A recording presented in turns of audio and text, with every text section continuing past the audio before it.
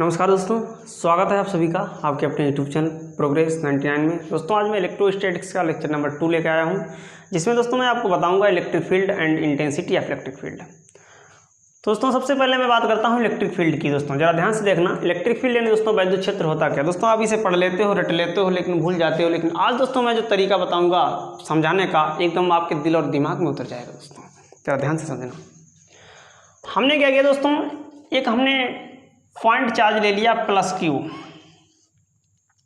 और इससे दोस्तों कुछ दूरी पर हमने एक टेस्ट चार्ज ले लिया प्लस क्यू नॉट।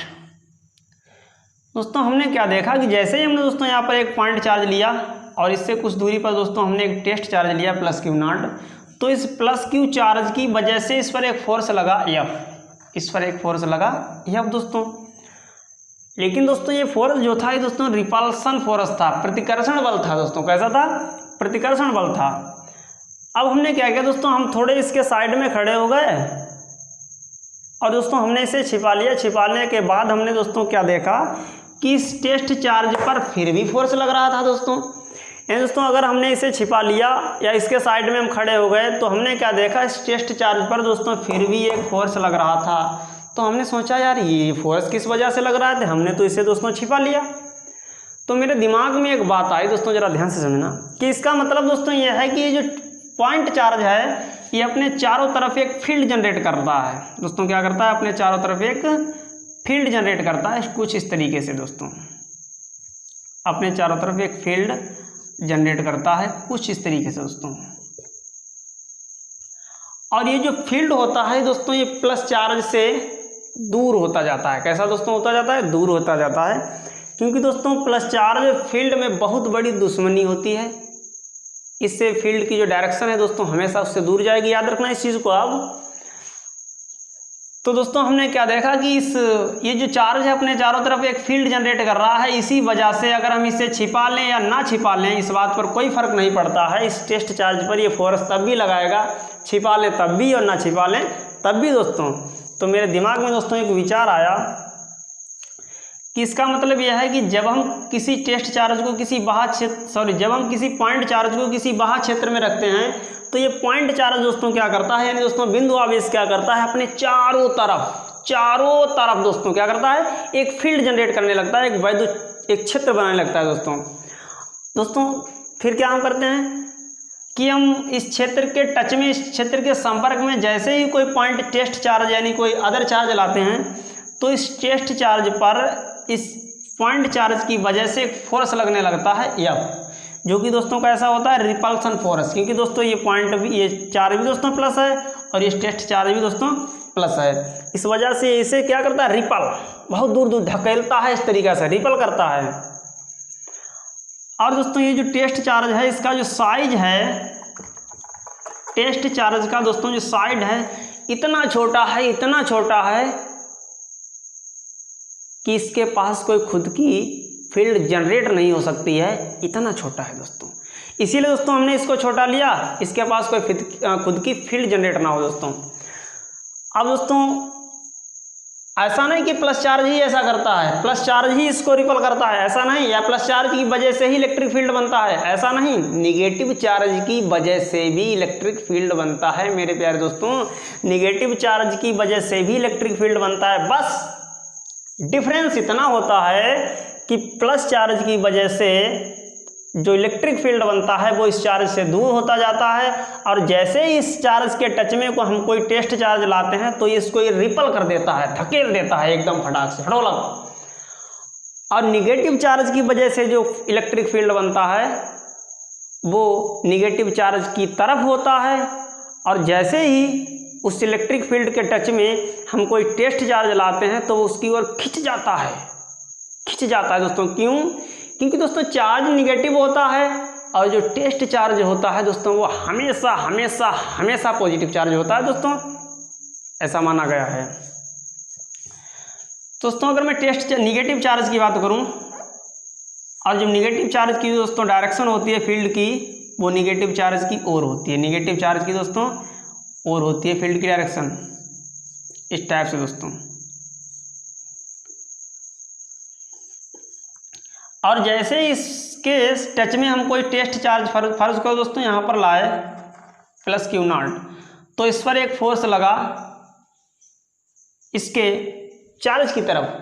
क्यों दोस्तों, ये निगेटिव है, ये पॉजिटिव है, और निगेटिव और पॉजिटिव के बीच जो दोस्तों फोर्स लगता है वो कैसा लगता है, वैद्युत आकर्षण बल। और सेम चार्ज के दोस्तों बीच जो फोर्स लगता है वैद्युत प्रतिकर्षण बल होता है। तो बस दोस्तों यही कहानी थी। अब जरा ध्यान से समझना, और मैं डेफिनेशन को बोल रहा हूँ और लिख लेना दोस्तों, कॉपी पेन लेके बैठ जाइएगा, क्योंकि दोस्तों टाइम वीडियो दोस्तों लेंथी हो जाएगा, इस वजह से दोस्तों हम व्हाइट बोर्ड पर नहीं लिखेंगे, हम आपको बोल रहे हैं, आप नोट कर लेना। तो क्या दोस्तों डेफिनेशन में लिखेंगे, रटने की कोई जरूरत नहीं, बस डेफिनेशन दोस्तों यहाँ से क्लियर है। क्या कहेंगे जरा ध्यान से समझना कि जैसे ही हम किसी बाह्य क्षेत्र में कोई चार्ज रखते हैं या कोई पॉइंट चार्ज रखते हैं, जैसे ही किसी हम बाह्य क्षेत्र में कोई पॉइंट चार्ज रखते हैं, तो दोस्तों वो पॉइंट चार्ज क्या करता है, अपने चारों तरफ एक फील्ड जनरेट करता है। तो वह पॉइंट चार्ज अपने चारों तरफ एक फील्ड जनरेट करता है, और उस फील्ड के टच में, उस फील्ड के संपर्क में जैसे ही कोई अदर चार्ज आता है, जैसे ही कोई टेस्ट चार्ज आता है, तो उस टेस्ट चार्ज पर एक बल लगने लगता है। वह बल दोस्तों वैद्युत आकर्षण बल भी हो सकता है और वैद्युत प्रतिकर्षण बल भी हो सकता है। वो डिपेंड करता है दोस्तों किस पर, इस चार्ज की प्रकृति पर। अगर दोस्तों पॉइंट चार्ज हमारा पॉजिटिव नेचर का होगा तो उस टेस्ट चार्ज पर जो फोर्स लगेगा वो दोस्तों वैद्युत प्रतिकर्षण बल होगा, और अगर दोस्तों हमारा पॉइंट चार्ज नेगेटिव नेचर का होगा तो उस टेस्ट चार्ज पर दोस्तों जो फोर्स लगेगा वैद्युत आकर्षण बल होगा। मेरे समझ से दोस्तों आपको कहानी समझ में आ गई होगी, तो हम बोल रहे हैं, अब लिख देना दोस्तों। क्या लिखेंगे जरा ध्यान से समझना दोस्तों। लिखिएगा आप कि जब किसी बाह्य क्षेत्र में कोई चार्ज रखा जाता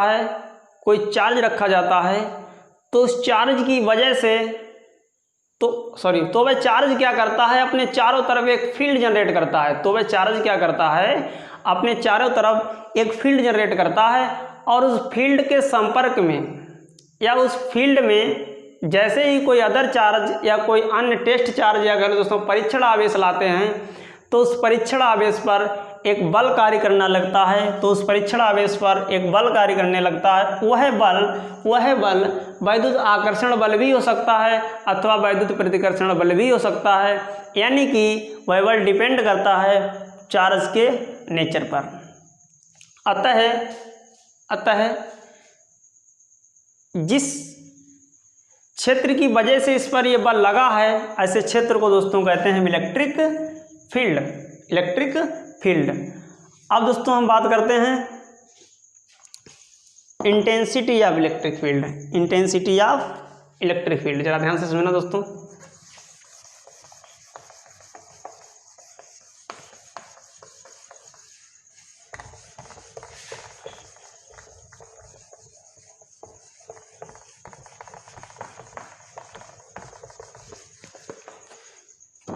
इंटेंसिटी ऑफ इलेक्ट्रिक फील्ड।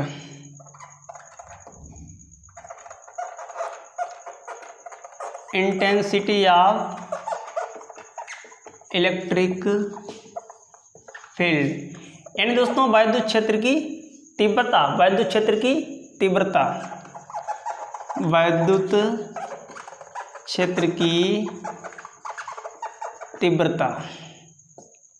क्या होता है दोस्तों, जरा ध्यान से समझना दोस्तों। बहुत ईजी है कहानी, कुछ नहीं। वही कहानी दोस्तों, हमने क्या किया, यहाँ पर एक प्लस क्यू चार्ज ले लिया और इस चार्ज से कुछ दूरी पर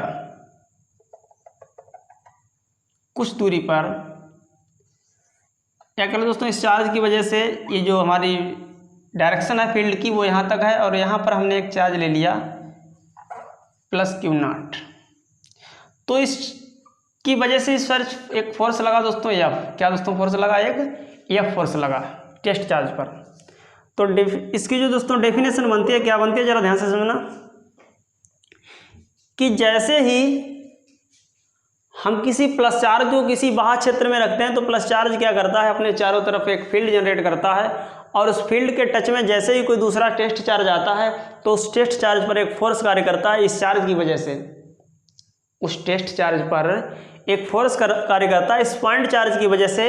अतः उस टेस्ट चार्ज पर कार्य करने वाला फोर्स F और टेस्ट चार्ज के रेशियो को यानी दोस्तों टेस्ट चार्ज के अनुपात को इंटेंसिटी ऑफ इलेक्ट्रिक फील्ड कहते हैं। तो हम लिखेंगे जो हमारी इंटेंसिटी ऑफ इलेक्ट्रिक फील्ड होगी E, vector E is equal to force on the test,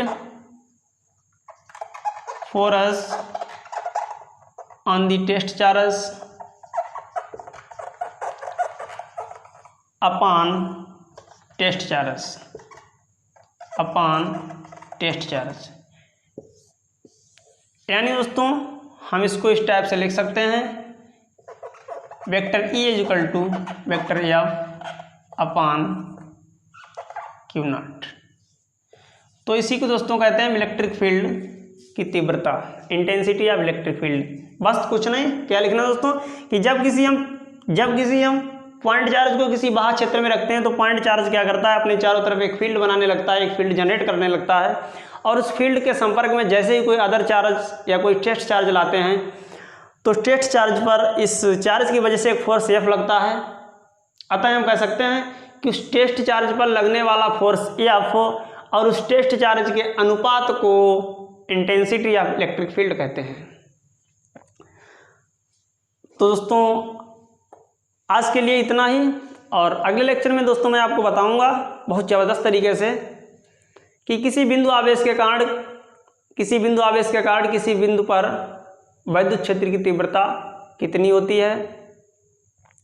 यानी दोस्तों intensity of electric field at a point at a due to point charge कल के लेक्चर में दोस्तों बताऊंगा। कमेंट बॉक्स में जरूर बताना दोस्तों लेक्चर लगा कैसा। दोस्तों आज के लिए इतना ही, थैंक्स।